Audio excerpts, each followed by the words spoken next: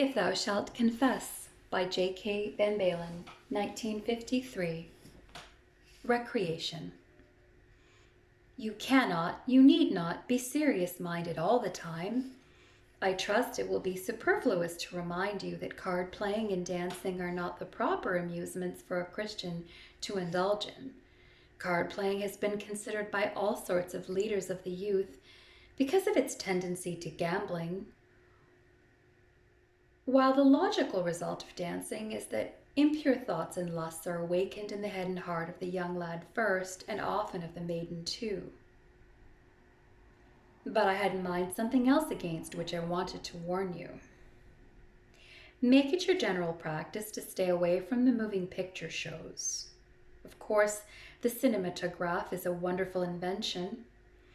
When used in order to acquaint us with conditions in foreign lands, the beauty of valleys and mountains, the social conditions of the needy, or to portray a scene from history, there can be little against that.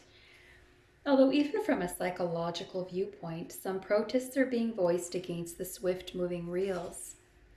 It is claimed by some authorities that the effects of seeing moving pictures are too superficial, that the vague impressions are formed too easily and often succeed each other too rapidly, to attribute a great pedagogical value to the moving film, as some would have us do. But be that as it may, we are not speaking of moving pictures in the abstract. We are facing a corrupt industry. You need do no more than glance at the billboards outside, and you will realize that by far the majority of the movies are either silly or immoral. And does not all that fall under Paul's condemnation?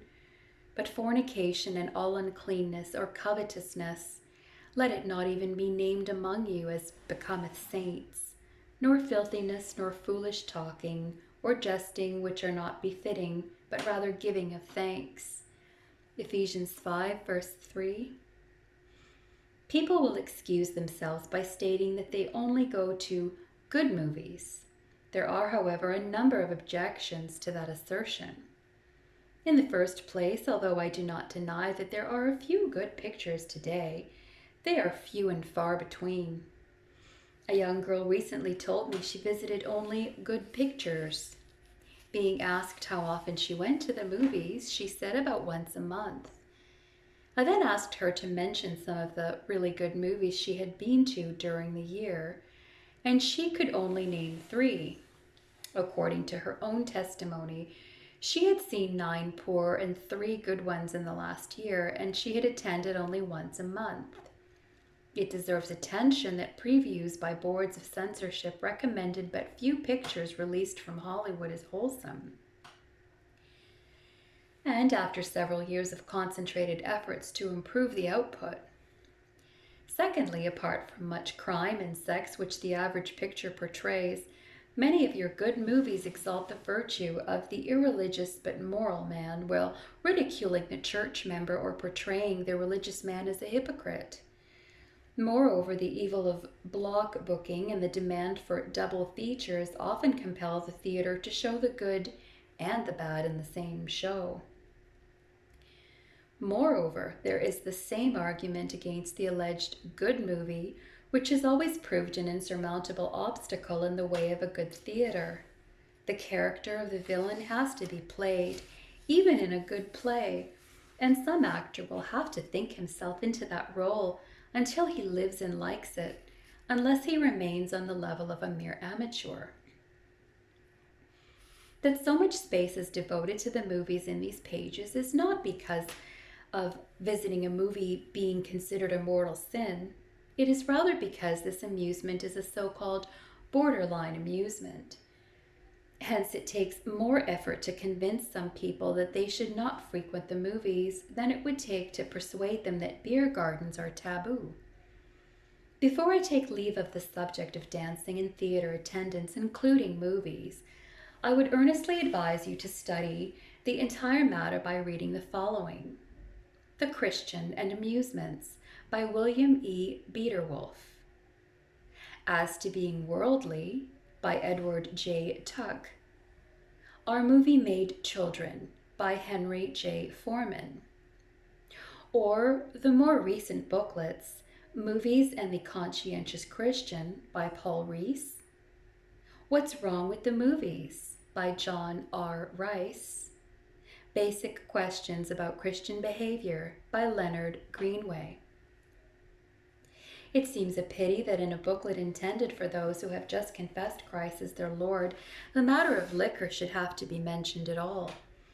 Yet the use of beer and liquor has become so prevalent among the youth of our land, and it has ruined so many lives, destroyed so much of the finer sensibilities, that it cannot be well omitted altogether. Alcohol first affects the higher powers of the mind, the brain, and the nervous system. It is a poisonous drug with a poisonous effect. It shortens the average length of life when indulgence becomes habitual. It is not a food, but a drug. It causes more deaths and venereal diseases than perhaps any other factor. Even the strictly neutral and coldly scientific insurance companies assert that moderate users are poorer risks than total abstainers. Why, then, should a Christian young boy or girl seek companionship in the beer garden rather than in a Christian home or the Christian church? So many thousands of homes have been utterly ruined because someone began to drink an occasional glass in order to appear smart, that no Christian young people should play with this fire. Why create an appetite for that which is not natural to the body? Why endanger one's own and one's companion's health and spirituality? At the last it biteth like a serpent and stingeth like an adder. Proverbs 23, verses 26 to 35. In conclusion, we should like to impart this bit of advice concerning the whole gamut of amusements, including even the use of your radio receiving set in your own home. Never visit a place to which you could not invite your Savior. Never listen to anything you wouldn't want Him to hear in your company. Besides all this, however, it deserves emphasis that not all recreation should be in the form of seeking amusement.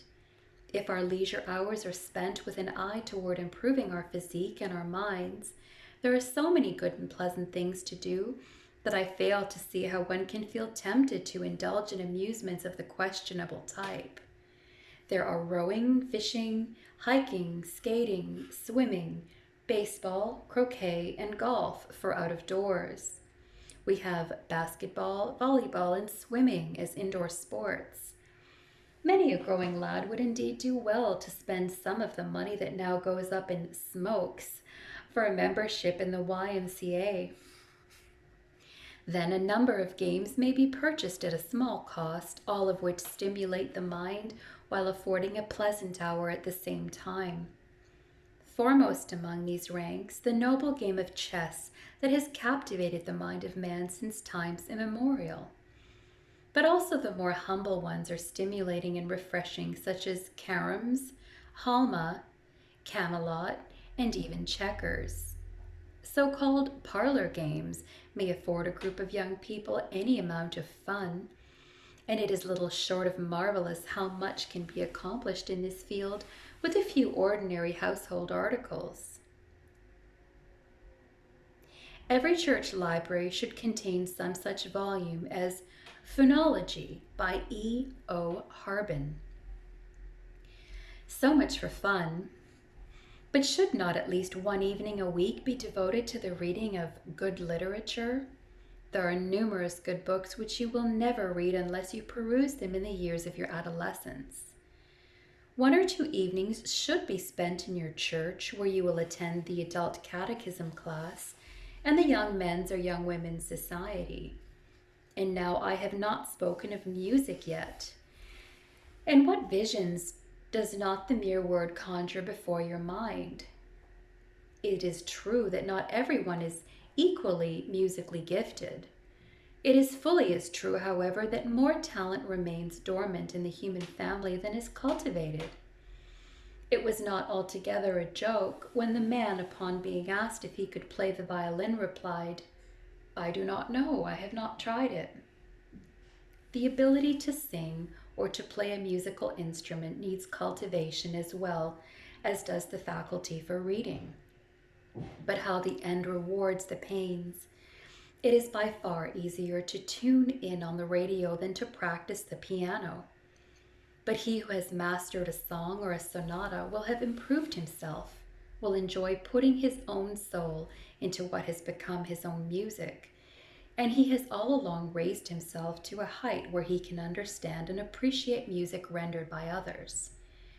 Even in case your circumstances might prevent you from taking up the study of music for yourself, it will be well for you to develop the taste for good music by attending occasionally a good concert, whether instrumental or vocal. There is a wonderfully refining and soothing quality about good music. There was a profound thought in the legend of the ancient Greeks who told in their mythology of Orpheus. When Orpheus added to the strains of his lyre the notes of his voice, so the legend has it, the wild beasts were tamed, the rocks moved, the trees bent down their branches, and the gods granted his most exorbitant wish. Saul was quieted by David's harp. Elisha was inspired upon the hearing of good music. We are told that all nations have first used their music for religious purposes, and of comparatively late times it was reported that more people were moved by the singing of Mr. Sankey than by the preaching of Mr. Moody. So you might at least join the choral society in your church, for it is the beauty of concerted singing that the imperfection of the individual voices is to a large extent absorbed in the attainment of the whole. If now you add to all of this, or to some of it, an evening for quiet and wholesome conversation, that fine art, what becomes of your surplus time that must be spent in theaters and over card games? Remember that not idleness, but a change of occupation often provides the best relaxation for the mind. In this connection, I would remind you that the Sunday is not a day for amusement, although a day of rest from labor. Sunday is the Lord's day.